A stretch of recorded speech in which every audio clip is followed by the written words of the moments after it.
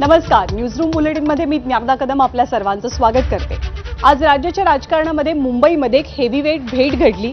ही भेट दोन पक्षाच्या दोन बड्या नेत्यांमध्ये होती। उपमुख्यमंत्री एकनाथ शिंदे यांच्या नंदनवन निवासस्थानी जाऊन राज ठाकरेंनी त्यांची भेट घेतली।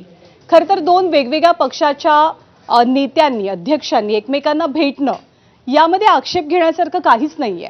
पण ठाकरे बंधू राज ठाकरे उद्धव ठाकरे दोन्ही ठाकरे बंधू एकत्र आल्यानंतर आणि युतीत ते दोघं जण निवडणुका लढवल्यानंतरची ही पहिली भेट होती एकनाथ शिंदेंची आणि राज ठाकरेंची। त्यामुळे राजकीय वर्तुळात या भेटीची चांगली चर्चा झाली आणि अनेकांच्या भुवया सुद्धा उंचावल्या। साधारणतः 20 ते 25 मिनिटं दोघांमध्ये चर्चा झालेली आहे।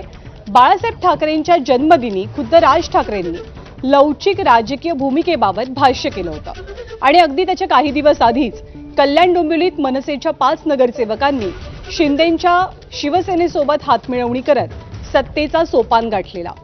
विशेष म्हणजे मुंबईसह कल्याण डोंबिवलीत आणि महत्त्वाच्या महानगरपालिकांमध्ये मनसे आणि उद्धव ठाकरेंच्या शिवसेनेनं युती करत निवडणूक लढवलेली। केडीएमसी मधल्या ठाकरेंची शिवसेना मनसेवरती नाराज असल्याची चर्चा होती केडीएमसीतल्या सगळ्या समीकरणांमुळे।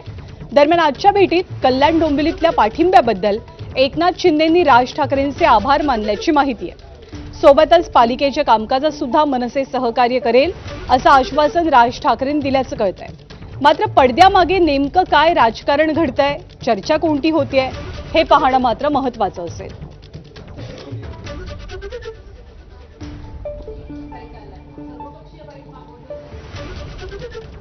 आणि राज ठाकरेंनी एकनाथ शिंदेंची भेट घेतल्याच्या नंतर अर्थातच शिंदेंच्या शिवसेनेपेक्षा सुद्धा उद्धव ठाकरेंच्या शिवसेनेकडनं नेमकी प्रतिक्रिया काय होती याची कमालीची उत्सुकता होती।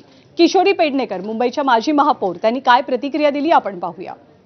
त्यांचं जर काम असेल आणि उपमुख्यमंत्री म्हणून ते काम करतायत आणि ते जात असेल तर त्यांचं काय काम होते ते आम्हाला कुठे माहिती आहे।